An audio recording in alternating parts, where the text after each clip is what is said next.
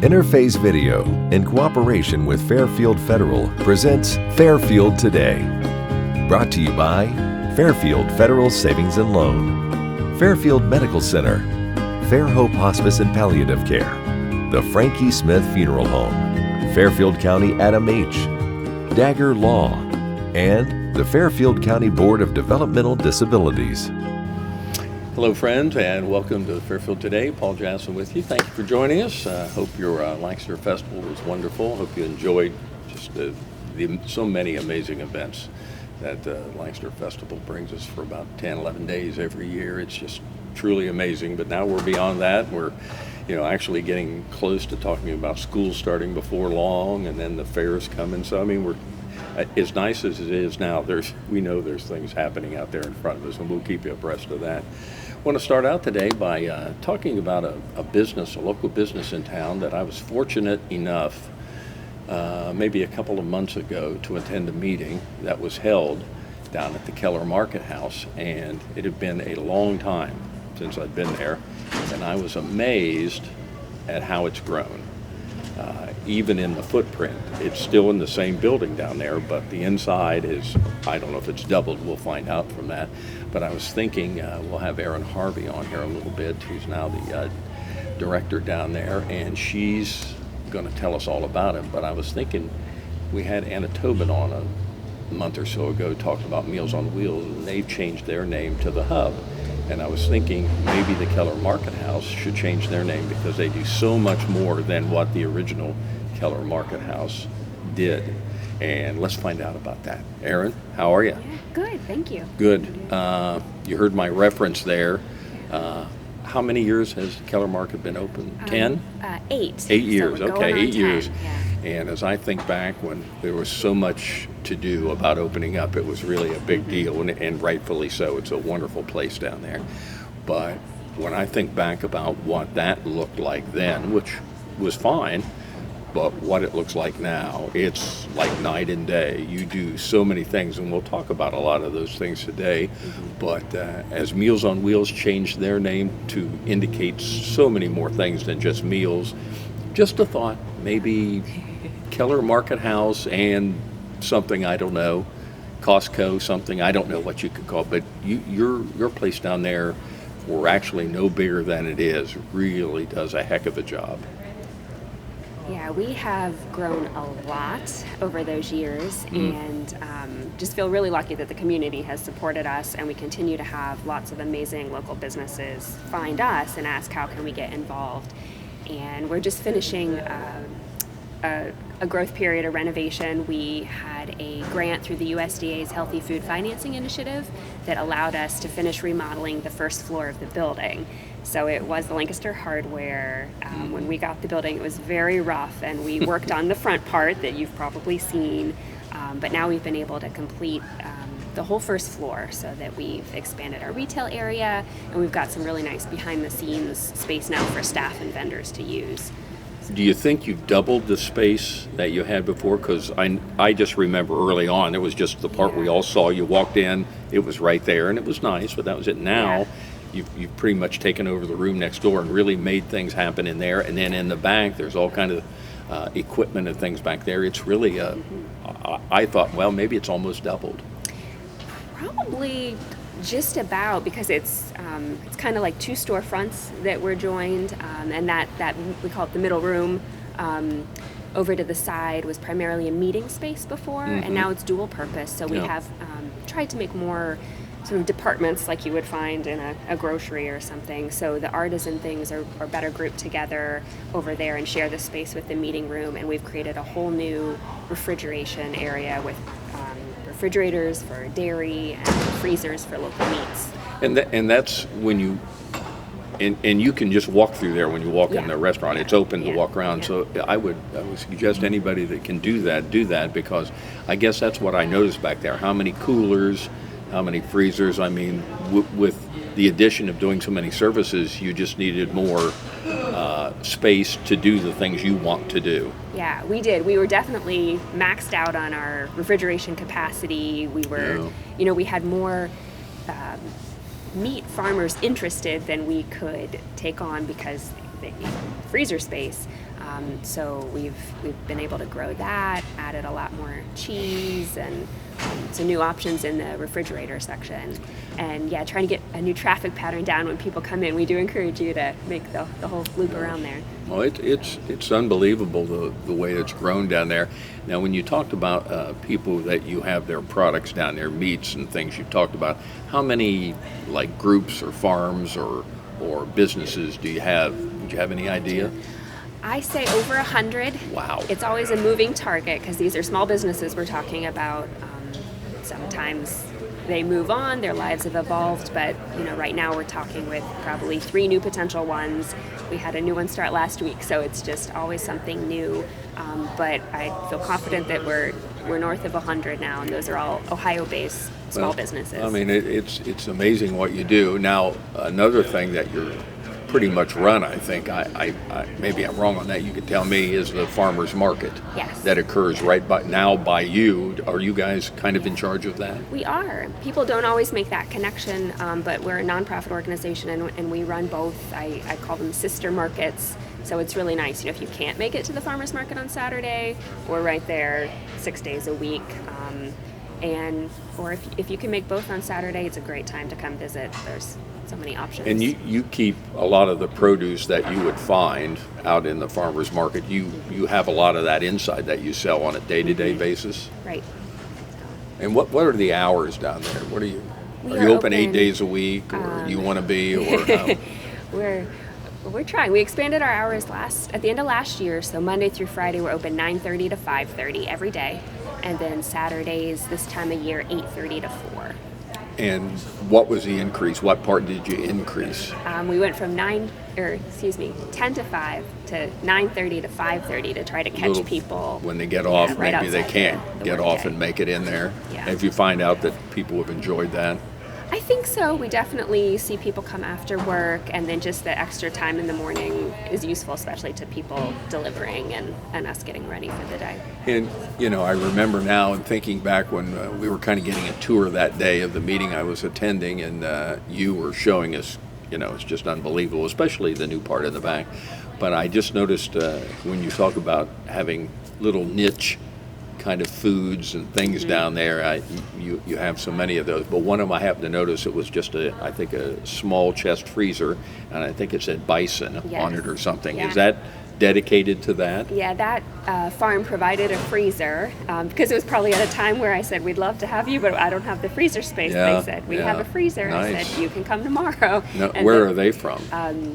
I believe Perry County somewhere, and that's been very popular. And I think that's worth talking about too. What's your footprint around here? Now, I know obviously probably a high percentage of the people that come to the Keller Market House are local people, or maybe even Fairfield County, but I will imagine, maybe for the farmers market too, but I would imagine you have a pretty big footprint in kind of contiguous counties around here. Yeah, I'd say that's fair. Certainly Lancaster, Fairfield County, we have several producers in the Amanda area, the Bremen area, also Perry County, and then we draw from Columbus, and Athens has a really strong local food scene. So there's a few distributors now who either focus on or highlight local businesses, so we're able to work with them to get products here, because that's often the biggest hurdle is, people learn about us, we learn about them, it's a great fit, but how are we going to get their product? Yeah. So I guess that's always a challenge, is to be open and be able to get the things that people want. Are there things now that people are requesting that maybe you actually don't have, that you could wave a magic wand, maybe you would get another purveyor that would provide you with something? Fruit is tough. There's not as many fruit producers locally as we would like. People love fruit, so we certainly have some, but we could use more. I know my neighbors, they go to the farmers market. They're one of your purveyors. My neighbors are the Ucks Fruit Farm, which they have a little retail store in their place, but I know they come to the farmers market each and every week. Yeah. And I know another thing, and again, I'm sure you're always looking for ways to to generate business, to get people to come in. But I know on at least on the farmers market, you have a food truck that comes in. Is that somebody different every week? Yes, and some weeks now we have up to 3 food trucks, so it's grown. We try to have one doing hot food. We have a young business that focuses on coffee drinks and breakfast sandwiches, so that's a great fit. And then we'll often have somebody doing like popsicles or ice cream. So maybe a little kid-oriented, because I'm sure you get on Saturdays moms bringing their kids with them and we do, enjoying the and market. We had an outdoor story time series with the library that wrapped up a little bit ago, so they come for about 6-8 weeks of the summer and do a story time. So we kind of know, like, the families start arriving right at 9:30. I just hope people know all the things you're involved in down there. And business, I'm sure each year is growing like crazy. It has, especially this year, and with our expanded capacity, it was good timing. So. Again, if you could wave a magic wand, would you grow even further, or you think you're where you need to be for what you want to do now? I think we could. There's certainly more. We're trying to offer people, think local produce or even maybe local meat, but we're trying to offer more of a grocery shopping experience. So I know I still go to the grocery store.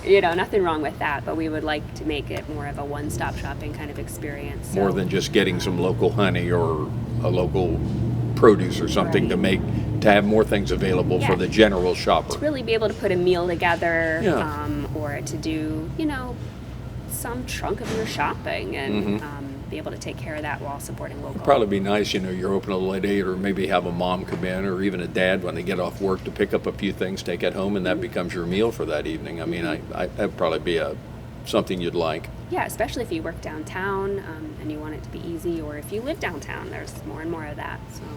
The locations turned out to be really good for that. There was a time when that was maybe like a block or so, a block off the main drag right here on Main Street, which has grown so dramatically over the past few years.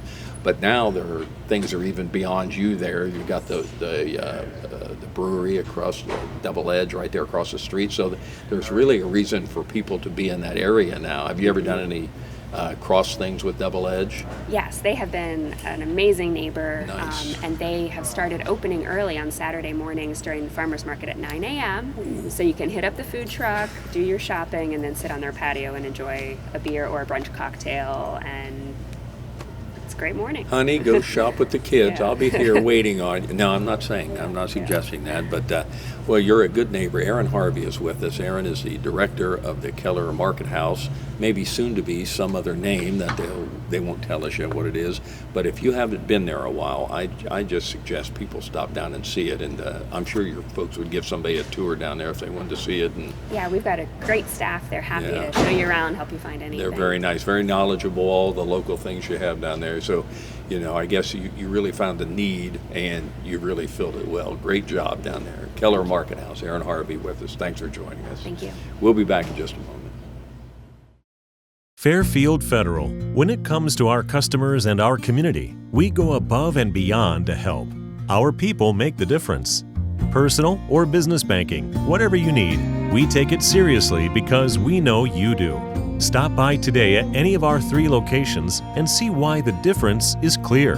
Fairfield Federal Savings and Loan specializes in banking that revolves around you. Member FDIC, Equal Housing Lender. The staff that have been here know what it takes. They've been on the other side.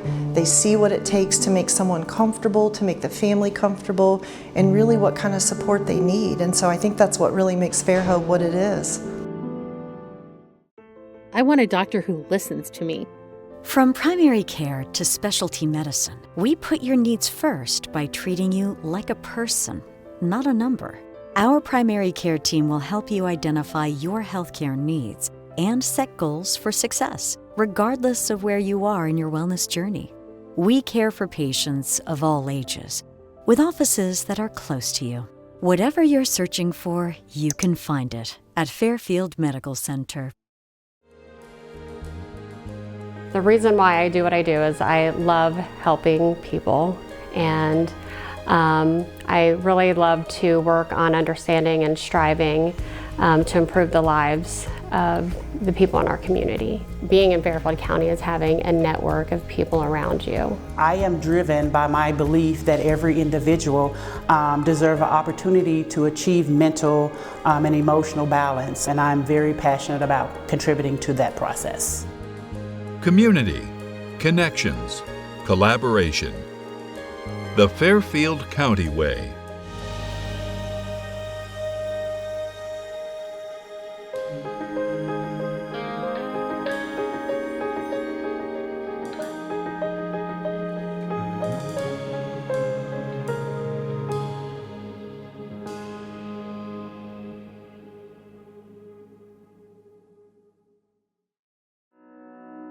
The Frankie Smith Funeral Home and Crematory in Lancaster and the Johnson Smith Funeral Home in Baltimore have a long and wonderful history of serving our community.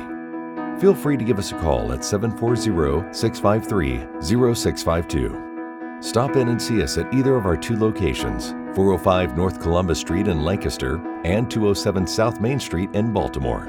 Respect for tradition, regard for change. Welcome back to Fairfield Today. I want to thank Erin Harvey from Keller Market House for coming down here and giving us an update on what really is a very cool place in Lancaster in the downtown to go, the Keller Market House. Change it up a little bit now, talk about something a little more current, a little more big time in the Lancaster and Fairfield County area is our Lancaster Police Department. It's a pleasure to have with us Chief Nick Snyder. Nick, welcome. Thanks for having me. Things going all right. 2 years, you're still here. I guess I lost the office pool there. Yeah. I didn't think that would last. But anyway, I might have lost my office pool on that, to be honest. Yeah, it's been almost, has it been over 2 years? May of 22, so we're over 2 years now. Wow. I still feel like a rookie. So. Yes, I'm sure there are things every day that point that out to you too. Yeah, absolutely. So you've been in this 2 years. You came up through the ranks. You know the drill. Looking back over 2 years, is it pretty much what you thought about? It's to an extent, yes. I'd say it's half and half. There are a lot of things that surprise me every day about being chief of police that I just did not realize there was another side to it. But there's a lot of great things too that I kind of aspired for and looked forward to that I now have a chance to impact and help. You can make the call. And I'll tell you that's a really good feeling. And we just talked about our awards ceremony in May. I was addressing the officers and said that that's my favorite position, or that's my favorite part of the position. It's being able to help them get home every night and to put them in better positions to succeed. That's really rewarding to be able to do that. Something I guess you could sort of see around the state and around the country are, and recently we saw some things about that where major events can be challenging. Correct. Outdoor events probably particular, and I would say that's most of the kind of big events you deal with. When you think about July 4th, you think about the Lancaster Festival, you think about the Fairfield County Fair, and I'm sure many other things from that. These are outdoor events, and I'm sure you cannot become complacent and assume that everything's going to go all right because it was okay last year. You're exactly right. We're right in the middle of large-scale event season and still have the fair to come. But a couple years ago, we kind of analyzed how we respond to large-scale events in the city. What we had was a series of 3 or 4 events that brought tens of thousands of people in a concentrated area. And not that anybody was doing it wrong before, we just kind of rethought the process, and now we have great people in charge of those events. They do operations planning, they do briefings, debriefings, and we really look at how many people are in one area and how to respond to that and how to cover all the different areas. So we have a lot of good staff that constantly go to training and train for those things. So when you go to the artwork, when you're at the festival having a great time, you can be assured that we've done our planning, we've done our research, we've done our homework, and we're there to make it as safe as possible. So, for example, with the Fairfield County Fair, we can assume that a lot more than just 1 week goes into planning on that. You're seen for 6 or 7 days, but probably months and months of thought and preparation have gone into effect. Oh yeah, and definitely multidisciplinary approach too, where our operations commander, Lieutenant Ream, he's meeting with the EMA, he's meeting with the fair board. He's going on site and doing site prep. And beyond all of that, he's meeting with our officers that are actually going to staff the event. And we do a briefing, and just even if it's successful, we do a debriefing to see what we can improve after. It's amazing. I know it's always comforting when if I'm at the fair or I'm at one of the Saturday night concerts or the art walk, it doesn't matter what, but when you see in uniform an officer walking around, I'm sure that's a big part of just presence. Absolutely. Being there. And there are probably things we have no idea about, and that's fine, but just to see people there in uniform gives people a calmness, I think. Agree. I think with the crowd, it gives a crowd a chance to be calm, and the attendees a chance to be confident in where they are. But most often what we see, and there's no way to prevent tragedy, and I always say that when people ask me about staffing and how we respond to these events, I can't make any promises that we are going to stop something, because if somebody has a will to do something, they're going to do it, but we're there to mitigate. And so the more officers, the more uniform presence you see,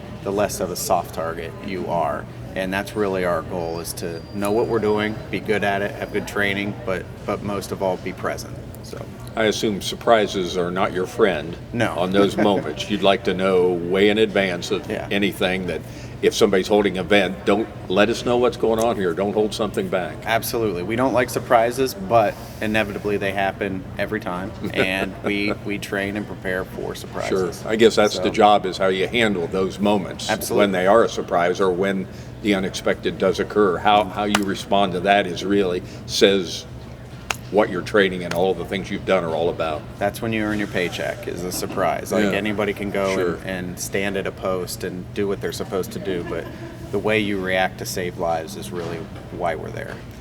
Our guest is Chief Nick Snyder with the Lancaster Police Department. And before we're going on, we're talking about something, and I'd never heard of this. You can explain this. DPU? Sure. What's that? The Directed Patrol Unit. So, again, a couple years ago, we formally put into design to get a group of officers that were not answering radio calls. And I know that may sound crazy at first, but what we really wanted to do is take care of some of these neighborhood issues, drug issues, violence issues that come into the police department but don't necessarily have a time and date stamp on them. So if you live in a neighborhood and you see narcotics trafficking going on in your neighborhood, or speeders in your neighborhood, or anything across the spectrum of crime, typically that gets filtered into the police department, and we have patrol officers that are assigned to a watch that tried to respond to that. So as they're answering calls, say for assaults, domestic violence, all these other calls, they would try to get to your area watch or your point of concern. What we've done is kind of re-engineered that and flipped that. So we have 5 officers. There's 3 K-9 officers and 2 full-time officers without K-9s that don't respond to calls for service, but any of those tips, any of those needs that come in from the community, they respond to those. So if you have speeders in your neighborhood, that Directed Patrol Unit will respond to that area, that neighborhood, at the time you specified, and go and try to attack that problem without being distracted by the calls for service. Same thing with narcotics. If you notice, a couple suspicious houses with a lot of traffic, those officers will deploy to that house, whether they're undercover, whether they're in marked vehicles, whether they're in unmarked vehicles, and they will interdict the activity at that house. So they can pay all that attention to that problem without being called off to another call. And when did that all start? So the idea, it was really part of, it's been part of the plan for about 15 years or so. However, when the levy was getting promoted a few years ago, that unit it was indicated that unit would start as soon as the levy passed. And because of staffing and a decrease in hiring and all of that, some of those things got delayed. But a couple of years ago, we put it into place. We made it a priority. This unit's going to happen whether we like it or not, whether they're staffing or not. We're going to do this unit. We pulled the trigger on it, no pun intended, and here it is. And it has paid dividends. These K-9s do phenomenal work. We are taking guns, drugs, everything off the street. Not to mention, even if you have just traffic complaints in your neighborhood, instead of just calling into the police department and wishing something will get done, typically you're going to have a DPU officer on your doorstep asking you, what time of day are you seeing it? Which cars is it? Is it the same car? Is it young kids? Is it adults? Is it people going to work? So they get that personal interaction too, which is very valuable to the community. You mentioned staffing. I want to talk about that in a minute, because that's always something with the fire or the Sure. police we always want to talk about. But you just brought up the canine, and a young kid that grew up with one of my grandkids, Brian Malone. Oh, yeah. He is one of your dog guys down there, and he just loves his job with it. So how is this whole canine thing? Is this just a terrific success? Wildly successful. We've never had canines at the department. These are our first 3, and I wish I could articulate the success. I can show you numbers all day long, but that's so common. I'd rather just kind of exude that these things have saved officers' lives. They've saved citizens' lives. They're involved in search and rescue. Lancaster's a great place. I loved raising my son here. I have nothing negative to say about Lancaster, but there are drugs here. And I think even the drug trafficking has seen such a severe wedge in its operations because of the canines and their constant operation, that even that has pulled back quite a bit. So we are just elated with our ability to use canines. Yeah, okay. Shout out to Brian Malone, good friend. He's awesome. He's a good kid, and he loves his job there with the police force. He runs our drone program too. He's a tech-savvy kid. Yeah, tech-savvy kid. He loves it. Good. And probably the last thing we'll have a chance to talk about here now is staffing, and that's always an issue. It has been from your predecessors, many before you. It is now. How's that going? Well, I'm so glad there's wood around, because that's going really well. Our hiring has just been phenomenal. We always have people on the wait list. Really? And it's. I don't know what it is. I don't want to, jinx myself here, but we've had a really good run of hiring. And the great thing about Lancaster is there's a lot of agencies out there that, due to the hiring crisis, they'll only hire people with, say, OPATA certification, which is, it's basically post-certification that you need to become a police officer, and you got to go through an academy, etc. So there's agencies out there to make it quicker, they'll only hire certified candidates. Lancaster, we are lucky enough to where if you're a good human being, you can apply and we will go get you the certification. And what that has done is allow us to hire amazing people first, and then we go get them the certification. In the mold you want them to be. Absolutely, and I think that's just so invaluable down the line, 5-10 years down the line, when you really need that person to be a solid stand-up individual.